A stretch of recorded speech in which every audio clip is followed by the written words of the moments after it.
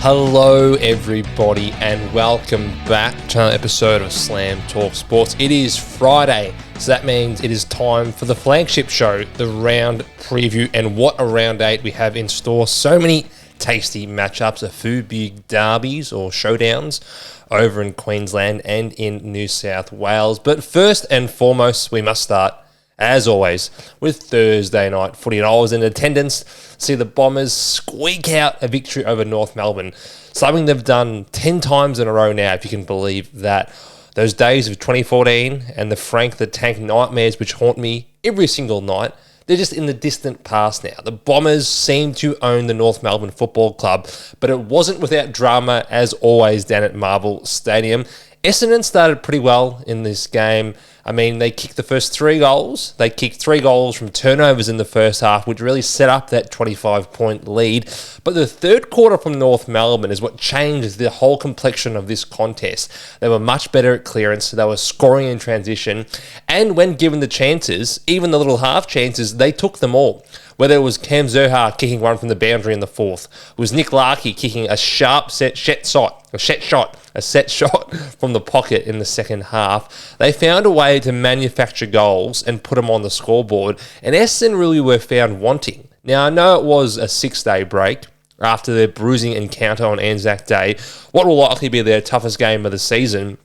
But the Bombers really ran out of legs in this game, and North found an extra inch, an extra yard, maybe even a couple of furlongs, which allowed them to get back in this game and really have the great chances to win it.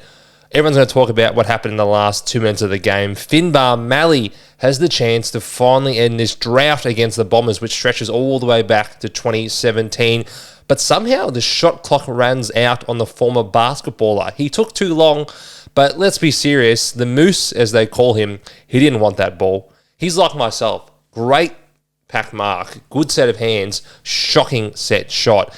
He was looking to give it up. He was standing on the 45 trying to kick a snap kick as soon as he marked it. He was unsure what to do with the footy. He was looking to dish it off, and eventually time ran out, as it does in footy. You only have so long to keep the football. It's not like basketball where you get 24 seconds. You get 30, but it still wasn't enough time for Mr. Finbar Malley. And thankfully, the Bombers beat North Melbourne once again. Couple of players I want to mention from last night. Of course, the headlines were dominated by Harry Sheezel in the lead-up due to some comments made by Kane Corns that he was getting easy touches and was being wasted on a half-back flank. Well, I don't get the issue here. I really don't. Anytime North Melbourne have won or been competitive in the last couple of seasons with Harry Sheezel, he's been playing on a half-back flank. Let's go back to, 2 years ago in his first year. They beat Fremantle in Perth. They beat West Coast at Marvel Stadium. Harry Sheezel had 30 touches in both those games. He's dominated off a half-back flank. He's one of the best half-back flankers in the league. Now, will he be used as a half-forward or a midfielder in time? Yes. But North Melbourne can't win games of football. They need a leader in defence. Connor Rosie's the captain of Port. He's playing half-back. We saw Luke Hodge orchestrate a dynasty from the half-back line. They had another great half-back in Sean Burgoyne, who was a freak. He played all over the field. But you need leaders in your back line. Harry Sheezel is their vice-captain. You need someone to direct the players, which have been the worst defensive group over the last couple of seasons. I don't see the issue. North nearly won this game with Sheezel having a very strong game off half-back. They nearly won last week against Port with him playing off half-back. I know nearlies don't count for a lot in this world, but I think their best place right now was Sheezel to play off the half-back line. North, they lose no admirers from this game. Came so close, found a couple of good young players in Malley. Hopefully we saw a bit more out of Dersma, kicked a huge goal to end this game. It's just going to take time. I know North fans don't want to hear this, but it will take time. You will get there eventually. And for the Bombers, we beat West Coast and North by under a goal combined. That's where we're at as a club. It's just reality. We're going to squeak out victories over bottom 4 teams. We're going to lose to pretty much anyone in the top 8, and we'll probably go 50-50 against teams ranked 8 to 14. Unfortunately, we're in a rebuild. We're a couple of years in, and it will take a bit of time before we can match the likes of Brisbane and Collingwood. That is just the sad reality of where Essendon sit. But much like North, trust the process. Eventually, the wheel has to turn. And it would, of course, be remiss of me to not mention our Superman, our own superhero, is Mr. Zach Merritt. 35 disposals, 15 in the last quarter. Takes a huge intercept mark to save the game. and sets up multiple scoring change in the second half. He's just a weapon. I mean, he's the best player we've seen in the red and black since Matthew Lloyd. Let's be serious. He's just far better than whatever Jobe Watson did. Jobe was a Brownlow medalist. Well, he was a Brownlow medalist. He was a freak, but probably for only 5 or 6 years. Zach Merrett's been doing it at this level for 8 years plus. He's a triple All-Australian. He's going to win his 5th or 6th Crichton medal this year. Just lock it in now.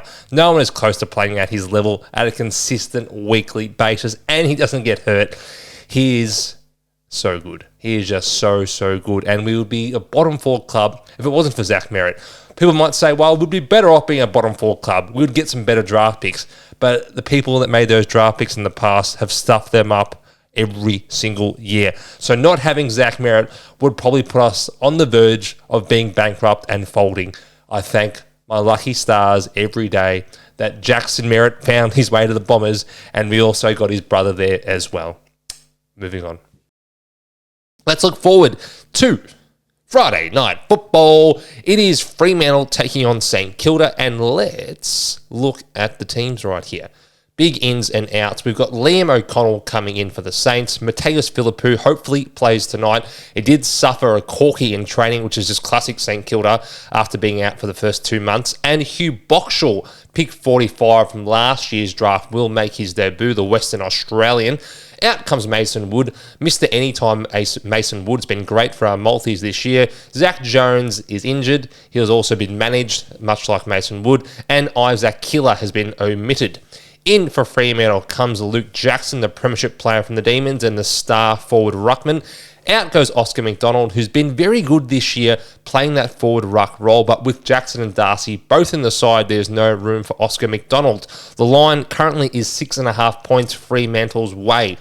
Now, we saw Fremantle struggle in Melbourne a couple of weeks ago when they lost to the Demons, who were winless at the time, but surely, based on their performances so far this year and Fremantle's dominant victory over Adelaide last weekend, the Dockers got to find a way to win in Melbourne. They've been so poor in Melbourne in the past. It's been an unhappy hunting ground.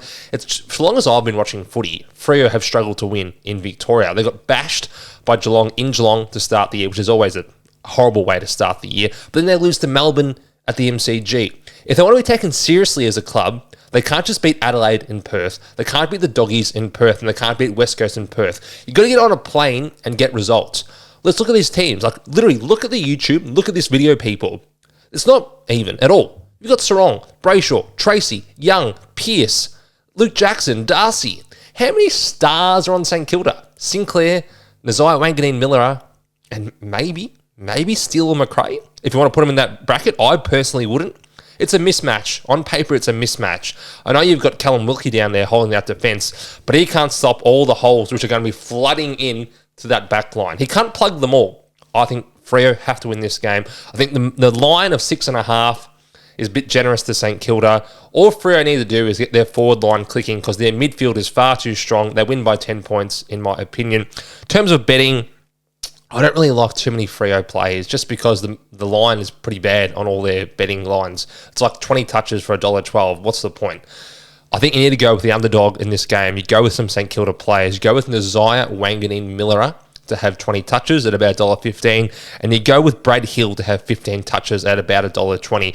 Freo have given up a lot of disposals to halfback and wingman. Nazai obviously is their freak halfback besides Jack Sinclair. He might play a little bit more midfield in this contest. I still really like him to get his disposals, and Brad Hill is in a rich vein of form, so I think he will be able to get 14 or 15 touches in this game. Move forward to Saturday afternoon. Where are we on Saturday afternoon? Oh yes, we're down in Mars, or up in Mars, if you want to take a rocket ship like Katy Perry to get there. In for the Western Bulldogs, we've got Lachlan McNeil and Adam Treloar for his first game of the season after missing the first 2 months of the year with some soft tissue injuries. Shock horror. Out comes Cooper Hines. Out comes Josh Dolan. In for the Port Adelaide Football Club, we've got Logan Evans and Will Lorenz. Out goes Christian Moraes, who's in a lot of Supercoach sides. And out goes Josh Sin, who has been concussed due to the tackle from Paul Curtis, which should have been 0 weeks in my opinion. But hey, the footy's in a great spot, according to Laura Kane. This game has a margin or a line of 20.5 points, which did surprise me. I thought that's a lot of points giving to the Doggies, who don't necessarily blow Good teams away. A Port a good team. We're going to find out tomorrow afternoon. To 1:20 start down in Ballarat. What do you guys think? You tell me. Talk to me through the phone right now. Who's going to win this game? Doggies are pretty strong down there. Got a good record. Is it going to be a lot of goals? Is it going to be enough to cover this line? I'm unsure. In terms of the talent, we've got two of the best midfields in the competition. It's going to be great to watch at the coalface and at the contest. We've got Kennedy, Bont, Libba, Treloar. So many guns. Ed Richards for the Doggies. On the other side, we've got Rosie, who's going to play half-back. You've got Butters, Willem Drew, Jason Horne-Francis. It should be a really good game to watch in the midfield and with English and Sweet going head-to-head in the ruck as well. I personally think the Doggies will win this game. I don't mind the likes of, Libba and Butters to have 25 touches. They're both so damn consistent. I don't think Treloar coming in will affect Libba's role too much. He usually just plays that inside bull role. Butters has been having 30 every week since he's been back from his arthroscope, so I don't think that his numbers will go down. Both sides have been pretty restrictive when it comes to disposals this year to the opposition, but I just think all these players are far too talented to hit their underlines. I think they'll both have 25. Goals-wise, not too interested in goals for this one. From the Doggy side of things, it's a bit hard. We know Darcy's come out. He's not in the team anymore. Riley West has been consistent kicking goals, but at $1.20, I don't really want to find out. If I was to have a bet on the goals, I'd be betting the underdogs, and that is Port Adelaide. So it'd be Sam Powell-Pepper and Willie Rioli any times. They're about $1.40 or $1.35. They kick a goal pretty much every single week. Powell-Pepper didn't kick a goal when he was in Melbourne last time against Essendon or against Collingwood in round one. So his record away from the Adelaide Oval is not as strong as he is at home, but he gets a lot of chances because he plays so deep and so close to goal. And Willie Rioli, well, he's either going to kick 0 or kick 3. That's just how Willie works. When he's up and running and he's firing, he's always amongst the goals.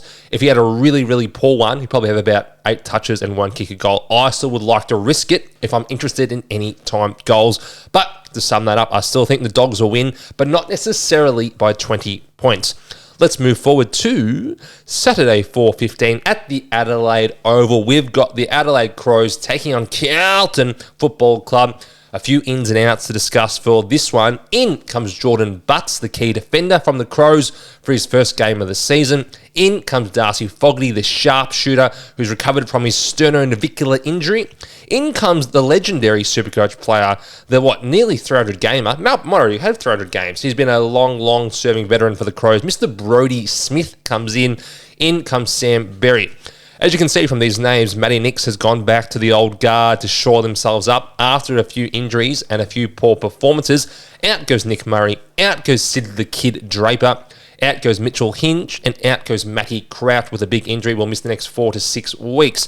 For the Carlton side of things, you've got a few injuries as well. In comes Lewis Young, in comes Sam Doherty, in comes Lockie Cowan, out goes Jack Silvani, out goes Zach Williams, and out goes Matthew Cottrell. The line for this one is 12.5 points. Now, Adelaide have been pretty strong at home this year. They've got the one loss to the Cats during gather round, but besides that, they've been a very consistent side at the Adelaide Oval over the past couple of seasons. I know last year was a bit of a disaster. They lost so many to start the year at the Adelaide Oval, but over the course of the last 3 seasons, they've been a pretty consistent club at this stadium. The Blues had a big win last week over the Cats, which not a lot of people predicted, but it's hard to see them continuing on this form just because they are so unpredictable, Carlton. They can lose to Richmond and beat Geelong. When they get a bit of momentum, they get a bit of, bit of swagger in their step, a bit of confidence, not cocky, just confidence based on their performances and how their midfield is functioning, as we saw last weekend, then they can produce shock results. They can beat teams on the road, and they can play a lot better than they have for the first month of the season. Having said all that, though, I still like Adelaide to win this game. I think their forward line will be enough to win this contest. I know Carlton's defence has been so miserly this season. Jacob Wiedering and Jack Silvani have been fantastic as a duo. Obviously, Silvani comes out, which affects a few things.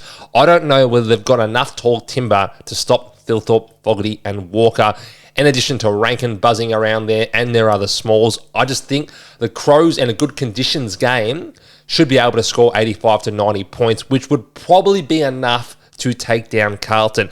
Having said that, I would not be advising you to take the Crows at the line, which is 12.5 points. I think it's going to be a really tight game. Betting wise, I don't mind Dawson and Rankin. Dawson to have 20 touches, Rankin to have 15 disposals. Both these players average in the low 20s. Dawson didn't have a touch in the last quarter last weekend, which is just crazy to think because he's one of the best players in the competition. Rankin had 19 touches. He only needs 14 or 15 if you're using the TAB. I like both these players in this game. Anytime goals, no one I really love. I mean, it's hard to do any of these players because Carlton's defence has been so strong over the last 2 seasons. But if I was to tip into any time, probably Ben Keys. Ben Keys didn't kick a goal last week, but he's kicked one, I think, in every other game this season. That's probably about it. You need to have the 2+ goal scorers if you want to be invested in Adelaide usually. So it's Thilthorpe, Fogarty, Walker.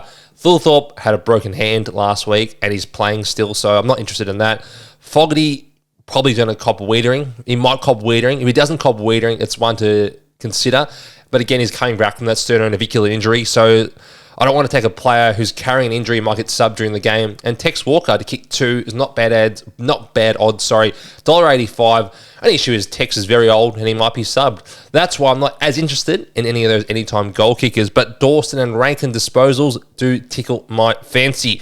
Let's move forward to Saturday night. We've got Collingwood taking on Geelong in potentially the biggest game of this season. Let's look at the ins and the outs here. Darcy Moore comes back in after recovering from that busted eardrum and some signs of vertigo. In comes Mason Cox. In comes Lachie Schultz. Out goes Jeremy Howe. Out goes Daniel McStay. Out goes Lachlan Sullivan. And for the Cats, in comes Mitch Duncan and out goes Tom Stewart. Now, Tom Stewart wasn't listed on the injury report on Tuesday, but now he's injured. How on earth does that work? How does that work? What is the point of us even having injury reports anymore? Mitch Cleary, the very fine journalist, flagged that this morning on Twitter that there should be fines handed down to Geelong or any club for this sort of misnomer, this misinformation. It's leading the punters and all the fantasy players astray. Why would you not put Tom Stewart on the injury report when he was clearly struggling with any injury early in that game? But then days later, he's out. Not mentioned. It's just dumb. I know you want your competitive advantage, but why lie to your fans? Why lie to the public? Just be honest. We know he's injured. Just tell us the damn truth, Scotty. Okay? I've had enough. In terms of this contest, the line is 11.5 to the Magpies. It was 8.5 before Tom Stewart was declared out. I think that's too many points to be giving Geelong. It's always a one-kick game, this. Geelong's record against Collingwood's been decent. They've won 4 of the last 6, but it does indicate it is very much a 50-50 contest. In finals, Collingwood have struggled against Geelong over the last 5 years. They got pumped in 2020. Pies fans say that's a fake final. Well, you lost by 70 points. It seems to have actually happened. And in 2022, Geelong obviously just downed Collingwood by just over a kick in a classic qualifying final. But these games are always so close, and Collingwood, being top of the ladder, will have supreme confidence. In terms of disposal bets, nothing I want to really tip into. I mean, Nick Dacos and Bailey Smith for 25 touches, not bad odds, like $1.20.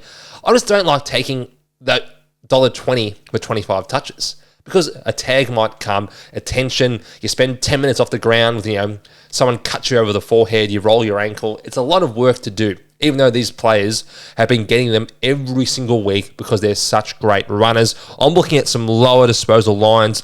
Lawson Humphries for 15 disposals, Nettie Long for 15 disposals, and Steele Sidebottom for 20 disposals. They're all about $1.10 or $1.20. Not great odds, but they've hit them in just about every single game. As long as Humphries runs out of the square, talking about the goal square, he's going to get 15 touches. His issue is he kicks it inside the goal square. He doesn't realise. They don't count. They're not disposals. Tom Stewart's not playing, so that's another player which takes maybe 30% of the kickouts.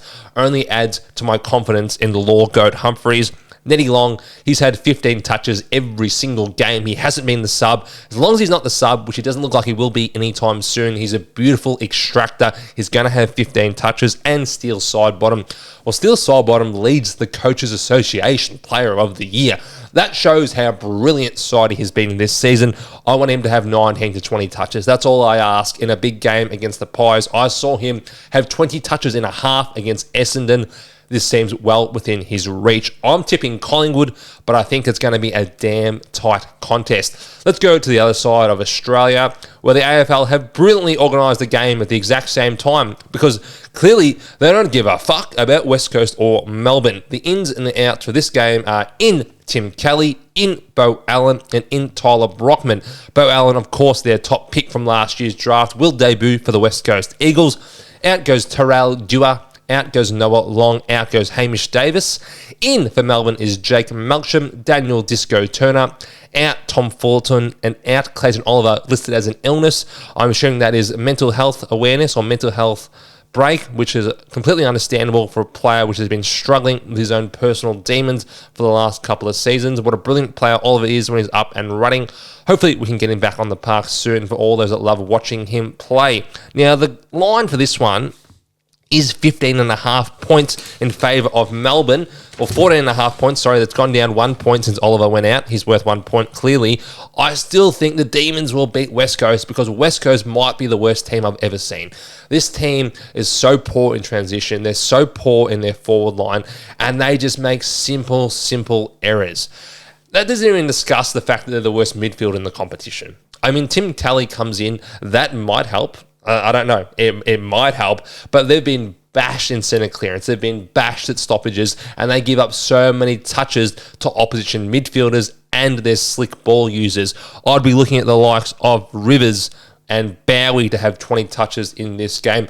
Rivers should have an elevated role with Clayton Oliver out. He played half back to start the year. He's back in the midfield. He's been having 20 touches a night. I still really love what Rivers can do. And Jake Bowie, he's been a star this year for the Melbourne Demons. I said on this podcast, he's not a good Supercoach pick. Well, don't listen to me, people. He's averaging around 100. He would have made you probably 200k, 180k, and he's been fantastic for Melbourne this season. In terms of West Coast disposals, Liam Baker is still $1.30. He's been getting 20 every single week, so I still love Liam Baker and his role. That's probably it. With Kelly coming in, I'm not as keen on Harley Reid disposals, although he should have 15 touches. I'd rather just attack the Melbourne players who are well positioned to capitalise in what looks like a soft matchup.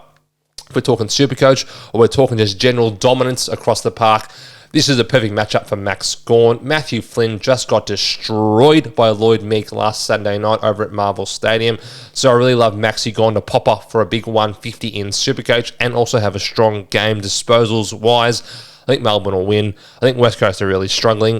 It would not shock me if West Coast lost or won within a kick, so I wouldn't be advising the line, but I do think Melbourne will win this game. Let's move forward to Sunday footy. Obviously, it's extended squad, so I can't give you too much information, but we have GWS taking on Sydney at the SCG. Into the Sydney squad is Sam Wicks, Angus Sheldrick, and Joel Humling. In for the GWS squad, we've got Josiah Delaney, Mac Gruzeski, Callum M. Brown, Joe Fonte, and Leek Alir, who's subject to some massive bids this offseason, potentially a multi-million-dollar contract coming his way for someone that's played 5 games. And out goes Connor Stone and Josh Kelly, who's suffered an injury. Now, both these sides aren't going too well at the moment. Let's be serious. The Sydney Swans have beaten North Melbourne and Freo in Perth, and the Giants have lost the last couple of games. They haven't been doing too well. They got smashed at Manuka by the Western Bulldogs, who seem to always beat them. They lost down at York Park to Hawthorn. They've been going okay. I mean, the last good win I saw them have was smashing West Coast, which isn't a good win. It was like playing against the Leaderville Fourths, okay? It's like playing in Waffle Colts reserves. It's not a great victory. I just think the Giants will win this one, though. The line is only 9.5. They're due. SCG shouldn't scare them. It's just an oval. Their inside midfield needs to get cracking. Green and Callaghan, while getting the footy, haven't been winning at the stoppage recently. They haven't been really bossing proceedings. They've been getting it in transition. Their defense has been really strong. Lockie Whitfield, they've been getting the ball heaps off half back, mainly because the ball has lived in GWS's defence. They haven't been winning it out of the midfield, and their really tall forward line hasn't seemed to work so far this season, but I do like the Giants to win this game. In terms of bets, haven't had a close look at disposals just because we're dealing with multiple tags at stake here. Bedford will probably tag Chad Warner, maybe Isaac Heaney if he played in the midfield, but I think he will play a little bit more forward. And James Jordan will likely tag maybe Callaghan. I think Callaghan will likely cop a tag in this one. So it's hard to advise too many disposal bets in this one just because we have 2 tags at play. I like some goals though. I like Isaac Heaney to kick a goal at $1.40, and I like Darcy Jones to kick a goal anytime at $1.80. Both these players have been kicking goals pretty consistently. Heaney, if he plays forward, will definitely have his chances. Having said all that, I don't like betting on goals. Goals screw me every single weekend, but I think both those players are decent value considering their current roles. Let's move forward to the MCG. Yes, the home of football, the 100th anniversary of Hawthorn and the big celebrations which will take place on Sunday afternoon. But firstly, let's look at the sides. In for Hawthorn's squad is Max Rumsden, Jai Sarong, Luke Bruce, Finn McGuinness and Chunguth Giath. Out comes Carl Amon with concussion, and out comes Jack Scrimshaw also with concussion, I think. I'll have to check on that one. In for Richmond squad, we've got Noah Bolter, Jacob Bauer and Tyler Sonzi. The line is 48.5 points. This is a big game for Hawthorn. Every single Hawk ever will be in attendance, whether it's someone that played 5 games or played 300 games. It's a big, big celebration for the family club in Hawthorn. I might even get down to attend this just to see what all the hoopla is about with this great club. In terms of the ins and outs, Amon's a big out. He's been taking kick-outs. He's been having 20 touches every week. He had 18 with about a quarter to go last week before he suffered the concussion. Nasty ones for Carl Amon punters. Scrimshaw, he's been a part of their best team, but he has suffered a couple of injuries and also had the suspension early in the season. Not sure who comes in for those 2 players. They'll be decided in a couple of hours. Richmond probably won't make too many changes. They've been pretty strong the last couple of weeks. Some good form. They keep covering their lines. I mean, they beat Gold Coast. Who did Richmond play last week? Help me out here, people. Richmond last week, they played... It was Melbourne. They played Melbourne early in the week on Anzac Eve, and they did cover the line again. So I personally wouldn't be touching this line at 48.5 points. In terms of betting, still a little bit too early. I'd like to see the rest of the squads. Obviously, late outs happen all the time in these games, so nothing I'm going to really tip into. Where do we see Hawthorn, people? Do we see them as still a premiership contender after the last couple of weeks? Obviously, they smashed West Coast, but they lost to Geelong. They lost badly to Port Adelaide. I still have them way up there in the premiership rankings, but there's a little bit of work to do. This game last year, they smashed Richmond, but it was also the same game they lost Will Day to that collarbone injury, which really derailed their premiership tilt. Obviously, Will Day is out again for the next couple of months. Connor Nash is out for the next couple of weeks with a suspension. So we should see an elevated role from the likes of Henry Huswaite. As you can see, he's named on ball, which is great for those super coaches out there. See a little bit more of Mackenzie, a little bit more of Josh Ward, and really find out about this Hawthorn midfield and see who can be the ones to lead them to a top 4 position with Will Day out for the foreseeable future. I like Hawks to win. I don't think they'll cover this line. They could, but it's a little too risky. Finally, my personal biggest game of the weekend. It is Gold Coast taking on Brisbane at the Gabba. In for Brisbane squad, Payne, Duday, who hasn't played for a while now, Connor McKenna, Will McLaughlin, and Darcy Fort. Out of Brisbane squad, we've got Logan Morris and Kai Lohman. Lohman, the showman, suffering another injury, potentially could miss a week or 2 with that shoulder. And Logan Morris had a little knock at the end of last week's game. He'll miss this one as well.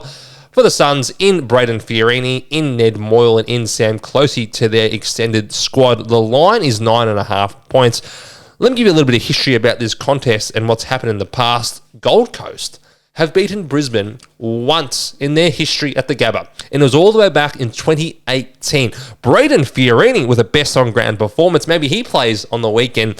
27 touches and 2 goals. Also the likes of Jared Harbrow and Essen Lisbos. Matthew Rosa were dominant in this game to give the Gold Coast Suns their only victory over their... Well, they're not their noisy neighbours. Gold Coast are the noisy neighbours over their bitter in-state rival, the Brisbane Lions.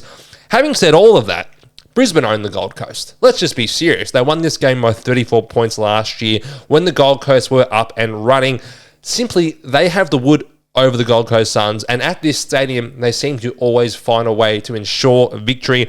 I'd be tipping Brisbane. I'd also be tipping them at the line. The reason I say that is Brisbane seem to find a way to quell the influence of the great Gold Coast Suns players. Last year, Matthew Rowell, if you remember, he was on a similar tear to what he's on this year. He started the year so strong. His first 5-6 rounds, averaging like 120 in Supercoach, having 30 touches a week. Last year, Josh Dunkley, among others, held him to 16 disposals. He had his worst game for the season. I'm not forecasting another 16 disposal day for Matthew Rowell, but he has mightily struggled in this matchup against the Brisbane Lions.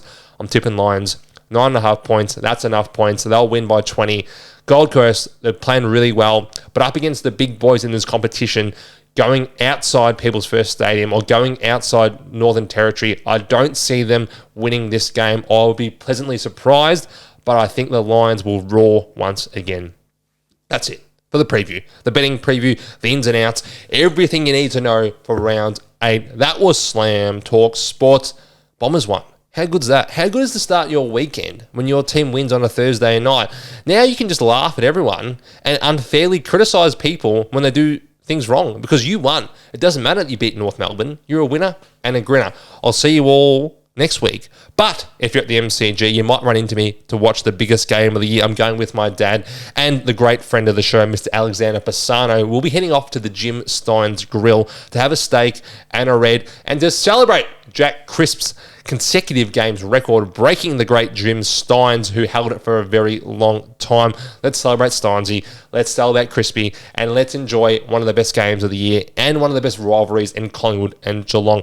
But until then, enjoy the footy, enjoy your weekend. This was Slam Talk Sports. Let's go have a great weekend and watch some damn sport.